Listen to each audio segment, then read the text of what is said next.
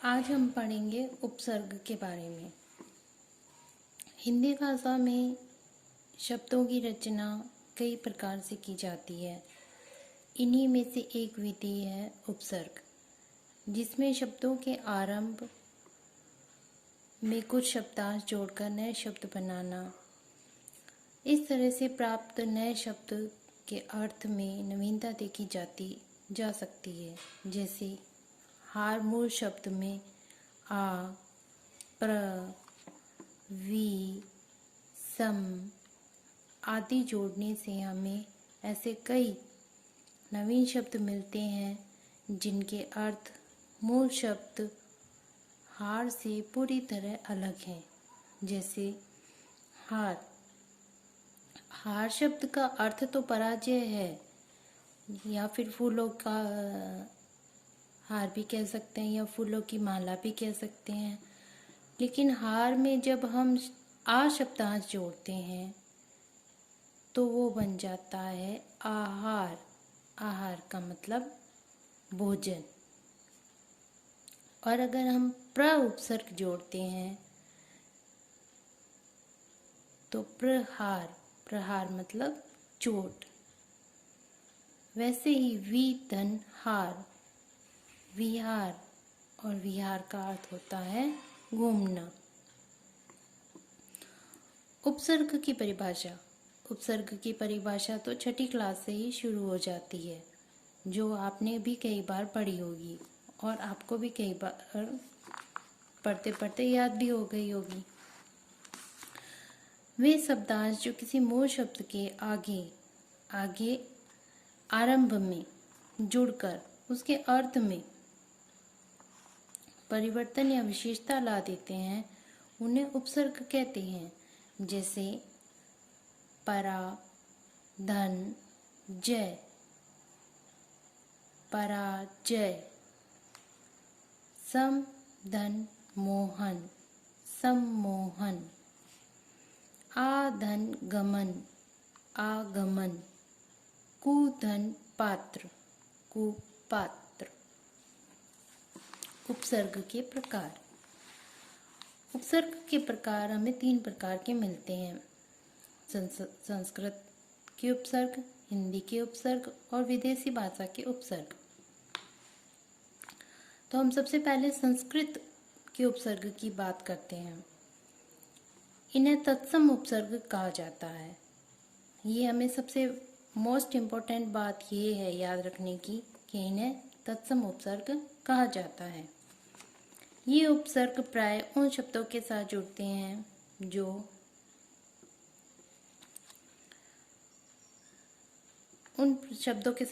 हैं जो संस्कृत भाषा से हिंदी में आए हैं। जैसे अति, धन, आचार अर्थात अत्याचार,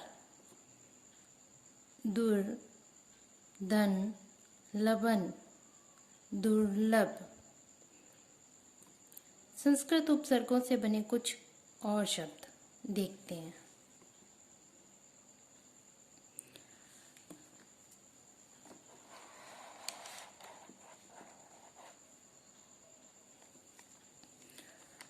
उपसर्ग, मूल शब्द और उससे बना नया शब्द। अ उपसर्ग का अर्थ होता है नहीं या अभाव।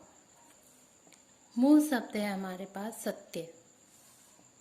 इसका मतलब हुआ अधन, सत्य, असत्य। इसका मतलब आप समझ गए होंगे कि जब हम नहीं या अभाव जोड़ेंगे तो ये इसका अर्थ बिल्कुल उल्टा कर देगा। अंतर। अंतर का अर्थ होता है भीतर, अंदर। मन। अंतर्मन, मनुष्य का शरीर का अंदर का मन, अंतर्मन। अति। अति का मतलब होता है बहुत। इसका अर्थ है, अति उपसर्ग का अर्थ है बहुत। और आचार, अत्याचार। अध का अर्थ है नीचे। पतन, अधपतन। अनु, अनु का अर्थ है पीछे। शासन, अनुशासन। अप, बुरा, इसका मूल शब्द है यश, और हम जब अप धन जोड़ेंगे तो अप धन यश, अपयश। अभी, अभी का अर्थ है सामने। वादन, अभिवादन। अब का अर्थ है बुरा। गुण, अवगुण। उत का अर्थ है ऊपर। चारण, उत धन चारण, उच्चारण।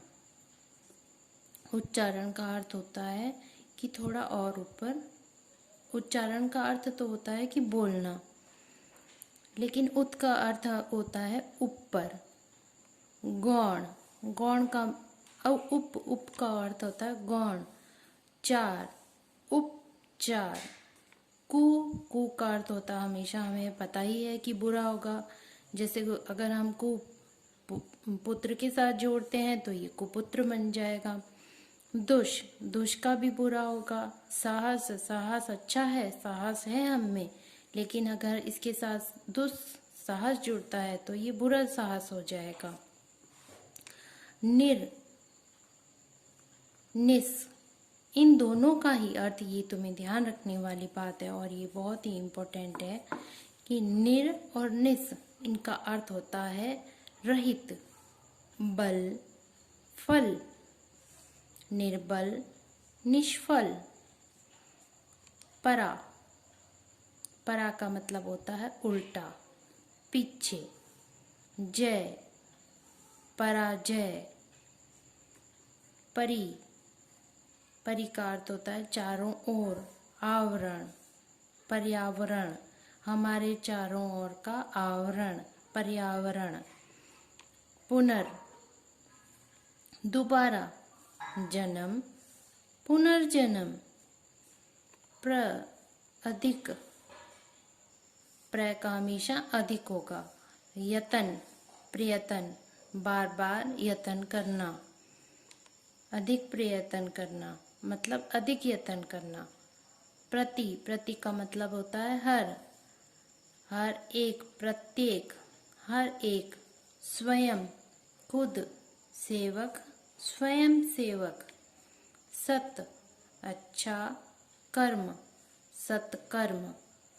सम का होता है बराबर। कालीन, समकालीन। समकालीन का मतलब होता है बराबर। सम का मतलब बराबर और कालीन का मतलब होता है समय, तो बराबर के समय, उसी समय के या बराबर का। स्व मतलब अपने आप। निर्देश, स्वनिर्देश।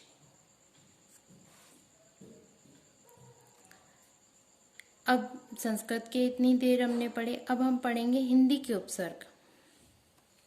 हिंदी के उपसर्ग, इन्हें तद्भव उपसर्ग कहा जाता है। हमने पढ़ा था संस्कृत को हम क्या कहेंगे, संस्कृत के हम कहेंगे तत्सम, और यही हम हिंदी के तद्भव कहेंगे। तद्भव उपसर्ग कहा जाता है, प्रयोग हिंदी के शब्दों के साथ किया गया है। उपसर्ग है, मूल शब्द है और उससे जुड़ा नवीन शब्द है। अन का मतलब है अभाव। पढ़, अन जोड़ दिया पढ़ के साथ तो अनपढ़ हो गया, अगर पढ़ेंगे नहीं तो अनपढ़ रहेंगे। अथ का मतलब आधा और खिला, अध खिला।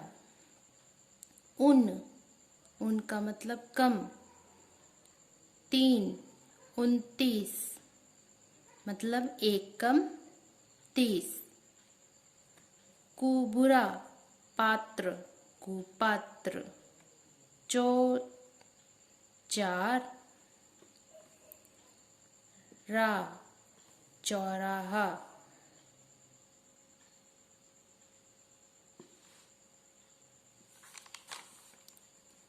3 माँ, तिमाही।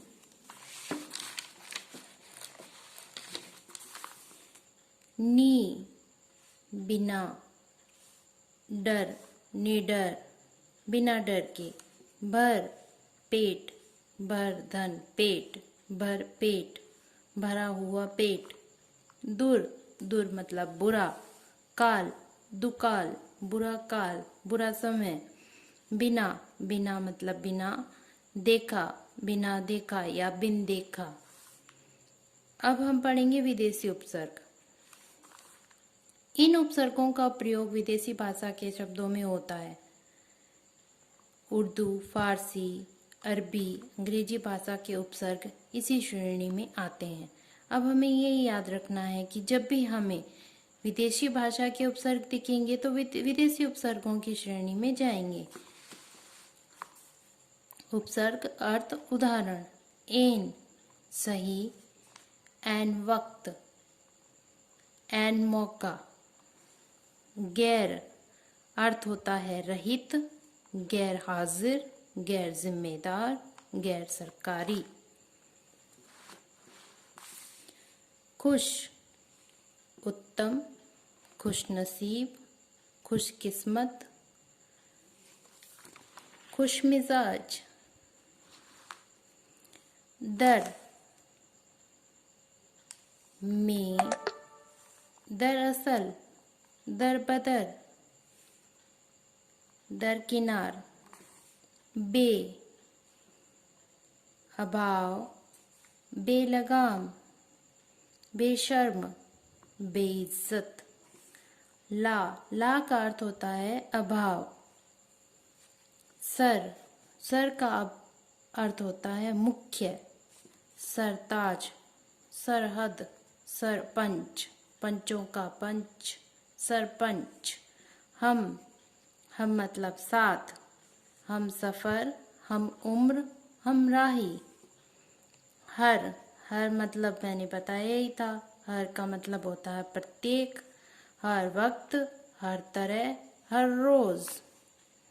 सब, उप, सब इंस्पेक्टर, सब इंचार्ज।